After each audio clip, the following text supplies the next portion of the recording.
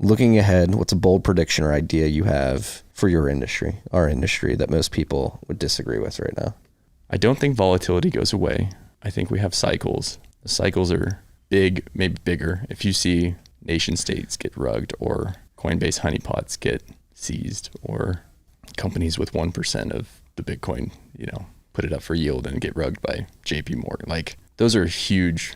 The dominoes are getting bigger, right? Mm-hmm. And there's nothing to me that's proven that the volatility has gone away. And so here's where the bold prediction comes in for the individual, is that sometimes you might be more stable by not being like all in on Bitcoin, right? And being able to, hey, maybe I want a year or two of cash to just ride out a cycle and not have to sell Bitcoin if it goes back down. So downside protection probably makes me sound like a bear sometimes, but I sit with a lot of clients who are in their 60s, 70s, 80s. They love Bitcoin. They get so frustrated when I'm like, hey, you should probably sell some. You're like 90% plus of your life. And, I don't want to see the 80% down for you, right? Just modeling that for them. And so trying to stay humble. They've done such a great job stacking sats, right? And I'm like, I don't want, but we are just not hyper Bitcoinized yet, right? You can't take it down the street to the grocery store and be successful with getting a sandwich with it. It's just, the dollar's still present, and the dollar's huge, and it'll be an interesting unwind. And I don't know if it happens fast or slow, but I think it happens with volatility. Mm-hmm. So protect yourselves. Maybe sell Bitcoin, which is heresy, I know, but I've seen it and recommended it to people because I think they'll be safer and probably have more Bitcoin for themselves, their spouse, or their kids by not having to sell if we dip again in a year or 2 or 3. So your bold prediction is we're gonna have a massive rug that creates that's the risk. And so part of being the financial planner is like, let's identify as many pits as we can and try not to fall into them. And so I see ETFs as a 6102 away, a matter of national security, whatever administration decides, agnostic to that side of things. But hey, we need Bitcoin. Let's go ahead and these ETF, they'll print the money, make ETF holders whole, quote unquote.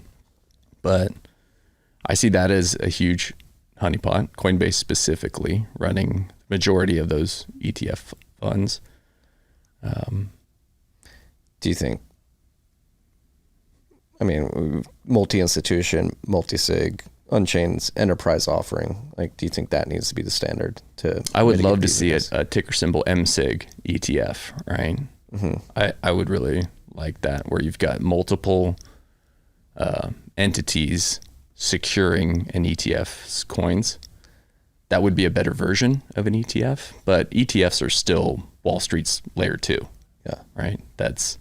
They got into the game and they came in right at layer 2. And I know it's a rough analogy, but that's kind of how they're operating. Is you could transfer ETF shares from brokerage account to brokerage account, and all that basis information would actually come with it too. Not an on-chain footprint, but it kind of gets the job done of transferring value in a layer 2 kind of Wall Street sense. So they're gaining popularity. There's far more Bitcoin in ETFs than there are in the Lightning Network. Mm-hmm. And they're here, they're a contender. Bitcoin does a great job of aligning incentives. So, flows are coming in, but they haven't proven themselves to be on in my opinion, respecters of custody and keys yet. And just I get emails from Coinbase all the time. XYZ garbage token is a top mover today. It's like, you guys are lost on what really matters here, in my opinion. This is financial advice, Coinbase. Start focusing on Bitcoin and getting that right and protecting your customers, and you'll be better off for it. Coinbase is the most disappointing story of Bitcoin's early 2-decade history. Not 2 decades yet, but 1.5 decades in our second decade. All the opportunity in the world.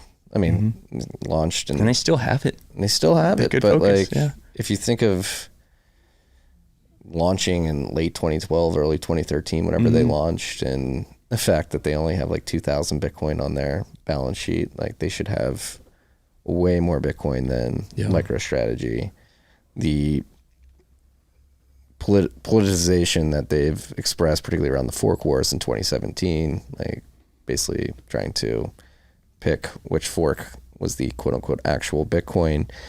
And then, like, as you mentioned, the lack of focus on the most important asset in this industry, which is Bitcoin, and the over-indexing on all these shit coins, essentially becoming a casino to get those revenues. I'm sure those revenues are good, but I think they'll be ephemeral in the long term. Which is another question, like, do you think the altcoin cycles continue, or do you think the market, particularly with the ETFs, if you look at the Bitcoin ETF flows versus the ETH ETF flows, for example, like, they're non-comparable essentially? I don't know if I would have a prediction about any specific coin, but as long as altcoins do exist, they're kind of like leeches on Bitcoin's success, right? If Bitcoin's having a cycle, like, I don't see them breaking a correlation from that cycle. You can't. I can't imagine Bitcoin down 80%, certain altcoin, unless you're looking at a stable coin. Well, that's why the ETFs are particularly interesting, because historically, the broader crypto market has benefited because the inflows into altcoins, where you'd get on an exchange like Coinbase, Binance, Bittrex, Poloniex back in the day, and you'd fund your account with Bitcoin, and then you'd go and trade into the altcoins. But now with the ETFs, which are taking insane amount of inflows, like, that's basically like a one-stop. It's not like you get into the BlackRock ETF and then you diversify into Solana or whatever. Like, that flow of capital into the broader crypto space is way different now, and most of the flows are coming into the ETFs, and there's no possible way that they're going to flow into crypto. So that's one thing I question heading into this next cycle, is like, will it be as pronounced as in the past? Because the dynamics of, the pure flows of money into this market are different. But then number two, like, people will say, like, even on these altcoin exchanges now, it's really not flowing through Bitcoin, it's flowing through stablecoins. People load it up and with a stablecoin or something, and then use those stablecoins to buy the crypto. So I guess that is... And the stablecoin success is showing you that the dollar's not done. People probably largely overseas need that exposure, and so they're willing to... It's like a money market fund with yield stripped away so it can ride on crypto rails, right? But people are like, well, I know I don't get the 5%. I'm fine letting Tether keep that, but I need dollar exposure because my currency is even worse than the dollar. So in a way, they're using things like stablecoins to balance their own volatility. Hey, do you still have your Bitcoin on an exchange?